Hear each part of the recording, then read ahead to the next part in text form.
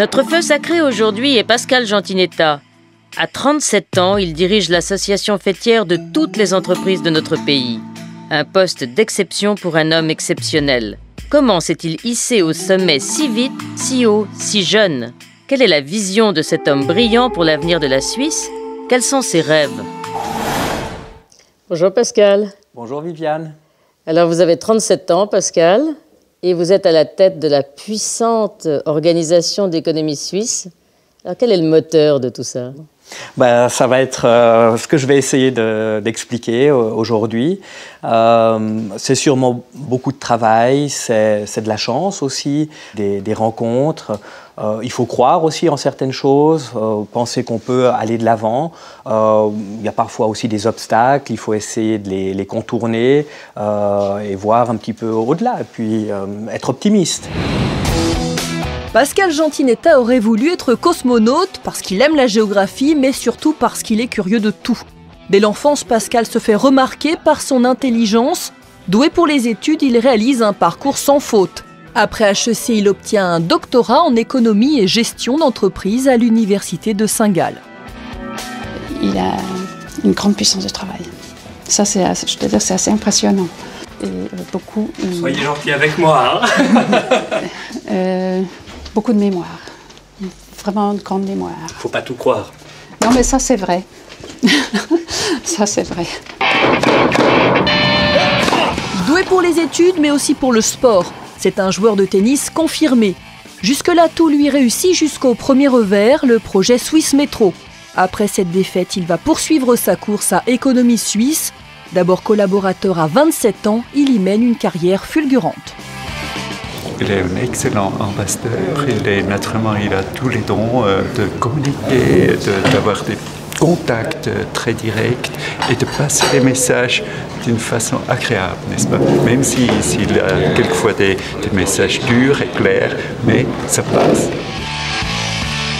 En octobre dernier, c'est la consécration. Il est nommé à la tête d'Économie Suisse qui regroupe 30 000 entreprises. Je crois que sa nomination a été accueillie avec beaucoup de satisfaction de la part de l'économie, dans la mesure où désormais on n'a plus un diplomate un peu qui défend l'économie suisse, mais plutôt vraiment quelqu'un du front qui est plus offensif par rapport à l'attitude du Conseil fédéral. Vous étiez quelle sorte d'enfant? Je pense que j'étais un enfant heureux, un peu malicieux. Je pense que j'étais aussi un enfant appliqué.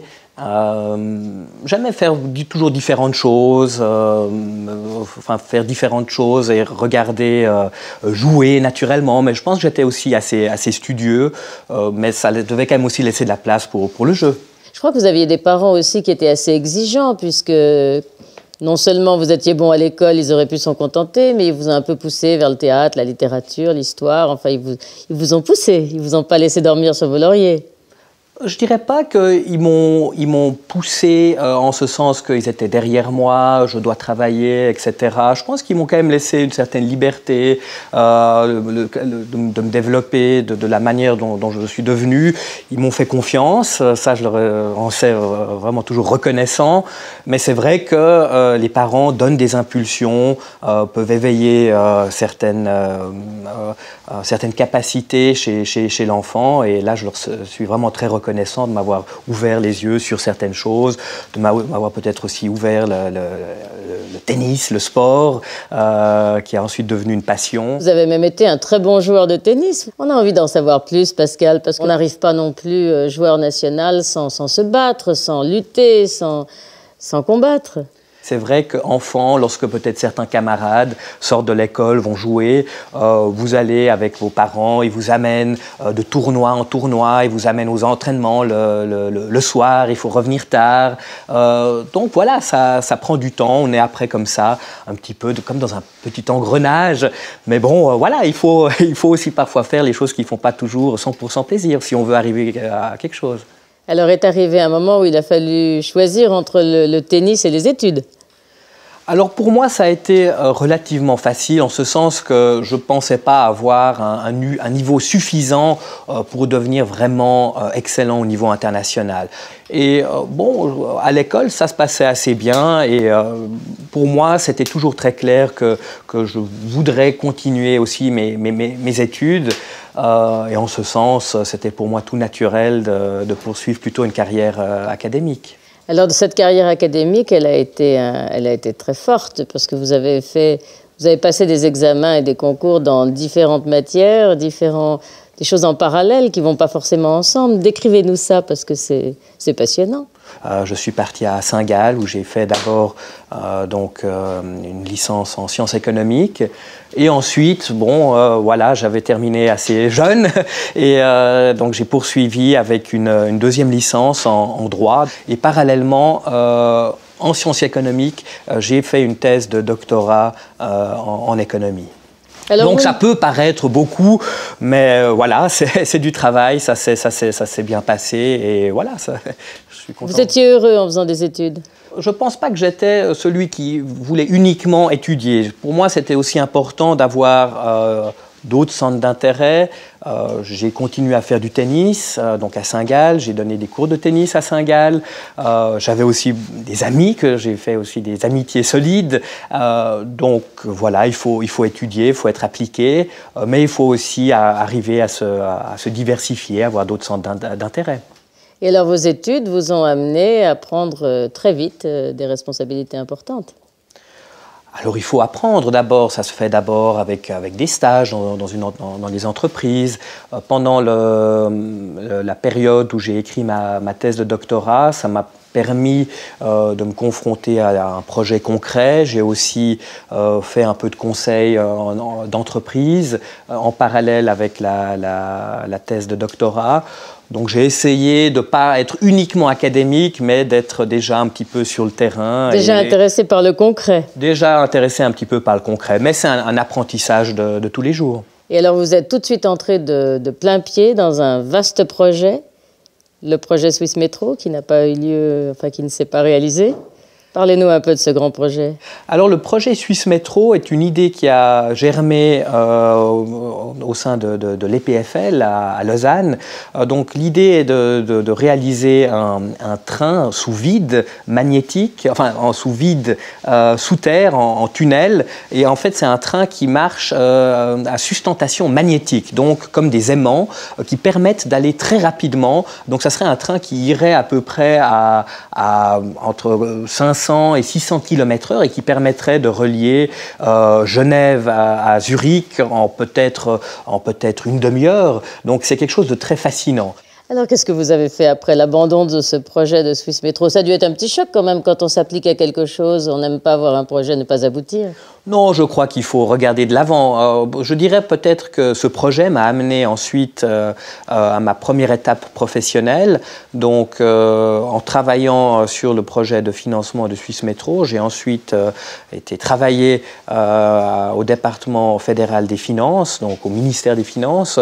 Alors là, évidemment, ça m'a permis ensuite d'être vraiment confronté aux réalités politiques de ce pays, avec naturellement chaque région qui demande un petit morceau dans le gâteau financier. Et alors là, évidemment, c'est difficile de faire avancer des projets un petit peu futuristes, mais ça fait partie aussi des réalités de notre pays. Et ça vous a mené ensuite à Économie Suisse comment ? Économie Suisse cherchait quelqu'un qui connaissait un petit peu bien les questions financières, fiscales. Alors, je n'étais pas encore spécialisé dans les questions fiscales, mais l'aspect financier, je pouvais l'amener. Et voilà, ça m'a mené ensuite à Économie Suisse. Pascal Jantinetta, le nouveau directeur d'Économie Suisse, n'a rien changé à ses habitudes. Il voyage comme un usager ordinaire. Pour lui, simplicité rime avec efficacité. Direction Berne avec Gerold Bührer, membre de la direction d'Économie Suisse pour le premier rendez-vous de la journée. Le patron des patrons travaille sans ordinateur, juste une grande mémoire et beaucoup de concentration. Premier exercice de la matinée, une conférence de presse ayant pour thème les entreprises suisses et le climat. À l'aide de plusieurs exemples, Pascal Jantinetta veut convaincre les journalistes L'orateur connaît bien cet exercice de communication. Il faut essayer de bien parler, il faut montrer des graphiques, il ne faut aussi pas que ça soit trop ennuyeux pour les gens qui écoutent. Il faut essayer de faire passer des messages simples, savoir parler clairement, montrer ce qu'on fait et être sincère. Priscilla Imboden est journaliste économique. Elle l'a interviewé plusieurs fois depuis ses débuts comme collaborateur à Économie Suisse. J'ai quand même été manger plusieurs fois avec mes collègues, ses collègues. Et puis là, en fait, pour la Suisse alémanique, il fait beaucoup de romans, il aime le vin, et il aime parler. Ce qui est bien avec lui, c'est qu'il est assez ouvert. Il n'est pas une personne très fermée qui repousse en fait les gens autour de lui et qui n'accepte pas des questions critiques. Ça, c'est très bien. Sur le chemin de la gare, pas de pause, mais juste le temps d'une brève visite guidée. Donc là, on arrive, palais fédéral, centre du pouvoir politique. Il y a 10 ans, Pascal a travaillé au département Finances, précisément sur les grands projets d'infrastructure. Oui, c'était intéressant de voir comment ça se passe de l'intérieur. Et maintenant, je travaille pour les milieux économiques et je vois ça maintenant de l'extérieur. Bruxelles, capitale européenne, palais de Berlaymont. Savoir sauter d'une ville à l'autre et d'un sujet à un autre, ça fait partie du métier. Au programme Fiscalité et Union douanière, successivement il rencontre des grandes figures européennes, mais pas de quoi impressionner le jeune ambassadeur des patrons suisses, dont la détermination est sans faille. Moi je crois que c'est presque plus un atout, un avantage, n'est-ce pas, cette jeunesse, cette énergie, cette dynamique, c'est bien reçu. Alors de mon côté, je crois il fait très bien. À midi, double récompense, du bon vin, comme l'apprécie Pascal, et une presse acquise à sa cause. Notre conférence de presse a porté ses fruits. Alors on voit ici que le compte-rendu est excellent, que le message est bien passé. Et on voit ici voyez, c'est la campagne qui démarre. L'économie fait quelque chose, agit pour la protection du climat. C'est parfait. Okay. On revient tout de suite, on fait notre petits achats et on y va. Bon achat chocolat. Ouais. Dans l'agenda du directeur, il y a un rendez-vous incontournable. Un Suisse qui préfère le chocolat belge. De ceux-là, encore 8. Mais chut, c'est un secret. Alors Pascal, revenons à ce matin ou ce jour où vous avez appris que vous étiez à la tête d'Économie Suisse. Alors quelle a été la réaction? Quelle était l'impression? Ce qui a changé relativement rapidement, c'est que quasiment du jour au lendemain, on passe comme ça, en quelque sorte, de l'ombre à la lumière. Et c'est plutôt aussi l'écho médiatique qui a changé quelque chose au-delà de tout ça. C'est que tout d'un coup, c'est pas tellement les questions que les sujets dont vous parlez, les thèmes qui intéressent les médias, mais c'est votre personne. Et ça, c'est quelque chose qui change. Et pour moi, c'était quelque chose de très neuf. Mais à l'instant où vous avez appris la nouvelle, quel a été votre sentiment? Alors évidemment, c'était une grande joie. Donc, que dire de plus? C'est aussi un respect devant la fonction qui m'attend ou qui m'attendait. J'avais bien conscience en postulant que ça ne serait pas facile, que ça ne serait pas une tâche facile, mais aussi un grand respect devant la tâche qui m'attend.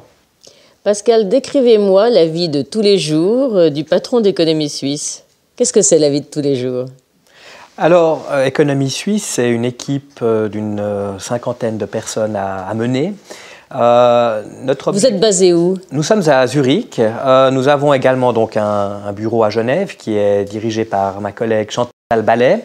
Nous avons également un bureau à Lugano pour être présent au Tessin. Nous avons un petit bureau aussi à Berne pour être proche du Parlement. Et nous avons aussi un délégué à Bruxelles qui nous permet de nous informer sur les évolutions qui viennent de la Commission européenne. Donc notre travail consiste d'abord à rassembler au sein des milieux économiques les problèmes qui se posent, de formuler les problèmes qui peuvent se poser. Donc on est en contact étroit avec les experts des entreprises, des branches concernées, par exemple dans les questions de fiscalité. On va être en contact très étroit avec les experts fiscaux des branches, des entreprises, et on met ces gens autour de la table. Ensuite, on essaie de définir une position commune. Ensuite, sur cette base, le rôle de notre association, c'est montrer notre position, la position consolidée des milieux économiques au pouvoir politique, aux parlementaires, au Conseil fédéral, aux gouvernements cantonaux. Nous allons aussi à Bruxelles, nous nous rendons aussi à Bruxelles pour avoir des contacts très étroits avec la Commission européenne. Nous sommes évidemment en contact très étroit aussi avec nos shareholders, les patrons des grandes entreprises. C'est eux qui finalement arrêtent nos positions. Donc nous avons là un rôle de communication à jouer. Nous sommes naturellement aussi présents dans les médias, nous faisons des conférences de presse.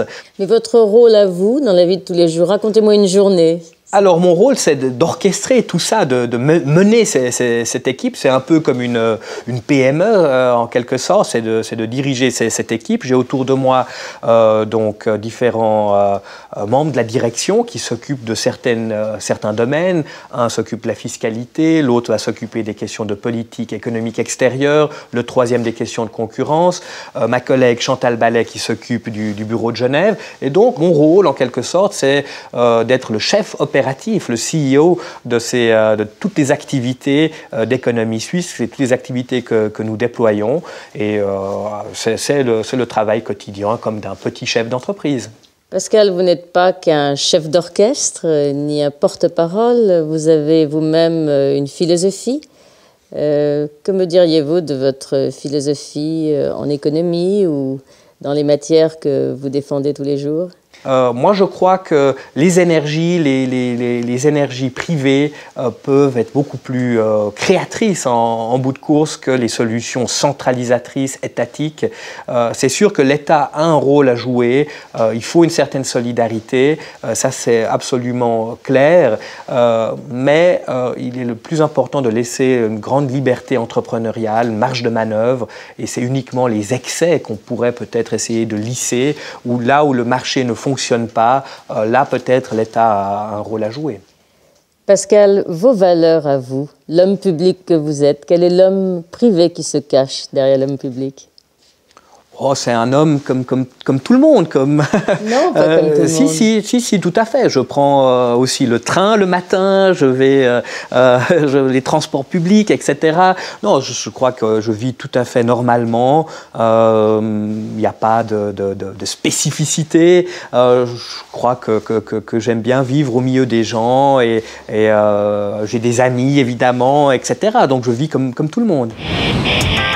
Quand Pascal enlève sa cravate, qui est-il vraiment ? D'abord un excellent joueur de tennis, il pratique ce sport depuis l'âge de 6 ans et jusqu'à l'adolescence, il évolue en équipe nationale. Vous n'avez pas filmé ça quand même. On va se gêner. Aujourd'hui, entre deux rendez-vous, il partage cette passion avec sa compagne, Eliane. C'est d'ailleurs sur un cours qu'ils se sont rencontrés il y a plus de 10 ans. Alors au tennis comme dans la vie, il faut pouvoir le suivre. C'est un peu difficile de trouver du temps le week-end avant tout ensemble et de faire des choses. Ouais. C'est clair, il faut beaucoup plus planifier, on est moins spontané et tout. Mais on trouve quand même des petits moments et on essaye quand même de partager des moments avec des amis ensemble, c'est clair. Et parmi les amis, il y a Ronald, Olivier, Romain, Pascal, les vieux copains de l'Uni. C'est avec eux qu'il décompresse après le boulot. C'est vrai que quand il s'agit des vins, alors là on délègue toujours à Pascal, il est imbattable. Il a l'expérience. Ses amis restent ses plus grands admirateurs. Une grande capacité intellectuelle et grande qualité humaine surtout. Ça, beaucoup. n'empêche qu'il n'hésite pas à le taquiner sur ses petits travers. Ici à Zurich. C'est un type qui venait à l'Uni en général en training avec des raquettes de tennis sous le bras. Donc quand on l'a vu arriver, on s'est dit mais c'est qui ce touriste? Mais il va rester là 6 mois, peut-être une année à tout casser, puis ensuite il va retourner faire du tennis chez ses parents. Et en fait il a commencé ses études un petit peu plus tard que la plupart d'entre nous. Et il les a finis un petit peu plus tôt que la plupart d'entre nous. Donc de là à conclure que c'est un surdoué, il y a un pas que je franchis volontiers. Il y avait besoin de moins de temps de travail pour arriver au même résultat, si ce n'est pas de meilleurs résultats. Ça j'oublierai jamais. Avec Marc, on est toujours en train de peiner, machin, on arrivait tout juste. Ou le pauvre Marc, il va voir l'émission. On est arrivé, c'est ce qui compte. Non, c'est vrai. Et toi, tu travaillais net, tu étudiais nettement moins que nous, tu avais tes leçons de tennis, et puis les résultats étaient meilleurs. Alors Pascal Jantinetta, c'est l'homme parfait en résumé. Je crois que j'ai trouvé son défaut en fait. Il est un petit peu maniaque. Il doit avoir à peu près 2000 chemises. Un bon millier de chemises. Ensuite on négociera. Qui sont toutes absolument parfaitement pliées, alignées. Et ça, je crois que ça dénote d'un trait de caractère sur lequel je ne désire pas m'étendre. Tirez jugement. Santé. Alors. Qu'est-ce qu'on peut faire après Économie Suisse? On a le sentiment d'avoir été à la tête de tout. Non, quand même, il faut rester modeste. Je crois que d'abord, maintenant, je viens de commencer et je vais vraiment m'impliquer dans mon travail. Et voilà, quoi, après, l'avenir le dira. Si je vous demandais votre rêve aujourd'hui ou vos rêves, que me diriez-vous? Oh, j'ai toutes sortes de rêves, de découvrir des pays, de découvrir des gens, d'avoir aussi tout d'un coup des moments pour moi tout seul, pour tout simplement pouvoir réfléchir. Parfois, j'ai pas assez de temps pour réfléchir pour moi-même. Besoin de recul, de façon à mieux apprécier les problèmes. Tout à fait. Il faut savoir de temps à autre prendre un petit peu de recul, faire l'analyse de ce qui a été fait, réalisé. C'est clair qu'on est un petit peu dans le quotidien qui vous emballe, d'un meeting à l'autre, d'une rencontre à une autre. Mais il faut aussi de temps à autre prendre le recul, faire l'analyse. Est-ce qu'on va toujours dans le bon chemin? Est-ce qu'on fait les choses du mieux qu'on peut? Est-ce qu'il n'y a pas d'autres moyens pour améliorer les choses? Donc ça, il faut essayer de prendre ce recul aussi. Pascal, à 37 ans, on n'a forcément pas beaucoup de recul. Mais quel regard portez-vous sur ce que vous avez déjà fait, le trajet qui a déjà été effectué? Écoutez, ça s'est fait comme ça. Je ne réfléchis pas énormément sur maintenant pourquoi est-ce que j'ai fait ci ou cela. Je préfère regarder de l'avant, qu'est-ce qui peut me faire avancer notre organisation. Je ne regarde pas tellement en arrière en tant que tel. Je suis fier de ce que j'ai réalisé. Je suis aussi, je remercie tous ceux qui m'ont épaulé, aidé. Mais j'essaie maintenant encore de regarder de l'avant. Est-ce que ça, c'est pas un peu la marque des chefs d'entreprise que vous représentez? Au fond, ce courage, cette énergie, cette foi en la vie? Oui, il faut être positif, il faut voir de l'avant, même si parfois c'est plus difficile. Il faut essayer de contourner les obstacles, de passer par-dessus. C'est ça, c'est pas toujours facile. C'est vrai, c'est peut-être facile ici, au coin du feu, de le dire. C'est aussi un état d'esprit, je crois. Alors, je crois que la gagne que vous avez apprise au tennis, là, elle vous est utile. Le tennis, c'est vrai que c'est quelque part une école de la vie. C'est à la fois le goût de la compétition, le goût de se battre jusqu'au bout comme un lion. C'est aussi le respect de l'adversaire. On peut ne pas avoir toujours les mêmes opinions, ça peut être un adversaire, mais avoir du respect pour l'adversaire. Et aussi, c'est du respect par rapport à soi-même. Lorsqu'on a l'impression qu'on peut gagner et que tant qu'on n'a pas gagné la balle de match, on peut encore perdre. Ça m'est arrivé quand même quelques fois de penser « Ah voilà, je mène 6-2, 5-3 et j'ai le match en main. Et puis tout d'un coup, hop, la situation change et puis finalement, on perd au 3e set. Aussi, à l'inverse, tant qu'on n'a pas perdu, perdu la balle de match, il y a encore de l'espoir. Donc là, le tennis aide à avoir une certaine philosophie du combat. C'est une véritable école de la vie. Alors cette école de la vie, elle peut nous dire aussi une chose, c'est que gagner, c'est quelquefois simplement envoyer la balle de l'autre côté d'une filet, une fois de plus que l'adversaire. Est-ce que c'est pas ça la vie? Non, gagner c'est donner le meilleur de soi-même. Je crois que c'est ça. C'est donner le meilleur de soi-même là où on le peut. Même lorsqu'on perd, lorsqu'on a donné le meilleur de soi-même, on a aussi quelque part, on a gagné. Ça, c'est une très jolie définition, Pascal. J'aimerais peut-être terminer là-dessus et que tout le monde vous entende. Au fond, c'est avoir gagné un combat contre soi-même, plus que contre les autres. Peut-être, oui. C'est ce que vous souhaiteriez transmettre aujourd'hui. Tout à fait, oui. Alors, merci pour cette belle philosophie qui va rester la nôtre. Merci bien, Viviane. Au revoir, Pascal. Au revoir, Viviane.